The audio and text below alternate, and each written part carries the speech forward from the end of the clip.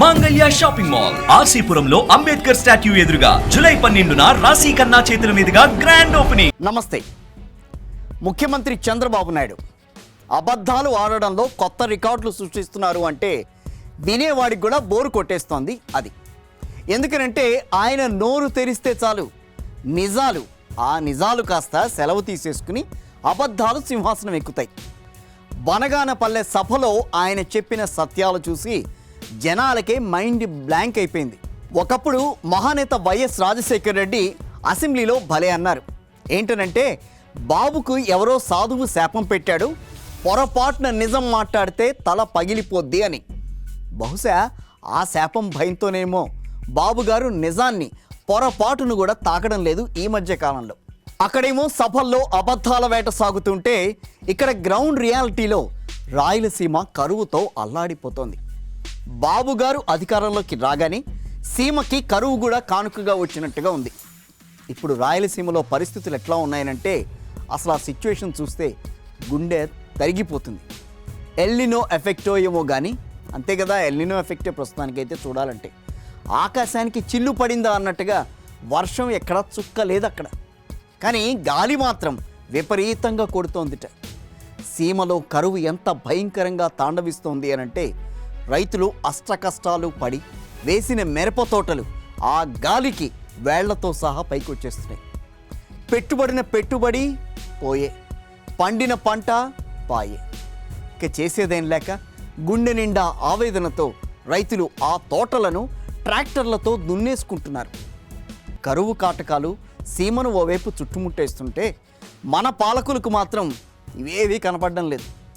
ఒకసారి flash back పెడదాం. YS Rajasekhara Reddy ముఖ్యమంత్రిగా ఉన్నప్పుడు కరువు వస్తే రైతన్న భయపడేవాడు కాదు. ఎందుకనంటే వెనక క్రాప్ ఇన్సూరెన్స్ ఒక ధీమా ఉండేది. ఆ ఇన్సూరెన్స్ ప్రీమియం డబ్బులు కూడా గవర్నమెంటే కట్టేది.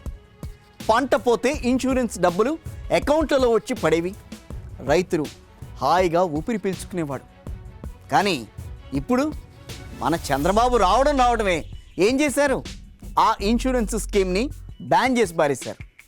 ఇప్పుడు 1 ఎకరా మిరపో మరో పంటో వెయ్యాలంటే రైతుకు కనీసం 5,000 రూపాయలు ఖర్చు అవుతుంది. కరువు వచ్చి పంట రికవరీ లేనప్పుడు ఆ ఇన్సూరెన్స్ డబ్బులైనా ఉంటే రైతు బతికేవాడు కదా. దాన్నేమో తీసేసేసి ఇప్పుడు ఏ హక్కుతో చంద్రబాబు రైతుల గురించి మాట్లాడుతున్నారు? నిజమే కదా, అందరూ క్వశ్చన్ చేసేది ఇదే. ఈరోజు సీమ గ్రామాల్లోకి వెడితే అసలు రైతులు ఎంత కోపంతో ఉన్నారు అనంటే అబద్ధాలు చెప్పే వాళ్ళని రాళ్ళు తీసుకుని కొట్టేంత కసిగా ఉన్నారట. పరిస్థితి అక్కడ ఎంత దారుణంగా ఉంది అనంటే పాపం గ్రామాల్లో తిరిగే అధికారులు ఇళ్లలోకి వెడితే రైతులు బూతులు అర్చన చేస్తున్నారట. మా డబ్బులు పోయి తినడానికి తిండి లేక మేం చస్తుంటే మీకేమో ఓట్లు రాజకీయాలు కావాలా అంటూ రైతులు తిట్టిపోస్తున్నారట. చివరికి ఏ ప్రభుత్వ అధికారి కనిపించినా సరే జనాలు తిరగబడుతున్నారు. బాబు వస్తే జాబ్ వస్తుందన్నారు కదా, మేనిఫెస్టోలో పెట్టారు కదా. మొదట్లో మేనిఫెస్టో మాయమైపోయింది, ప్రస్తుతం మేనిఫెస్టోలో పెట్టామని చెప్తున్నారు కదా.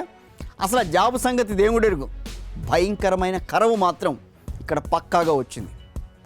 ఇక మన కేంద్ర ప్రభుత్వం ఏమో పిఎం కిసాన్ కింద ఏడాదికి 6,000 ఇస్తే దానికి మన రాష్ట్ర ప్రభుత్వం అంటే ప్రస్తుతం ఉన్న ప్రభుత్వం 2,000 కలిపి దాన్ని కూడా ఒకేసారి ఇవ్వకుండా 4 సార్లు ముక్కలుగా వేస్తుందిట. అంటే ఆ వచ్చే 2,000 కోసం రైతన్నలు పడుతున్న ఇబ్బందులు ఇప్పుడు ఇన్ని కావు. బ్యాంకుల ముందు, సెంటర్ల ముందు భయంకరమైన క్యూలు. ఎప్పుడొచ్చావురా అంటే 3 రోజులైంది రెడ్డి, ఆ 2,000 కోసం 3 రోజుల నుంచి తిరుగుతున్నావు అని రైతులు కన్నీళ్లు పెట్టుకుంటున్నారు.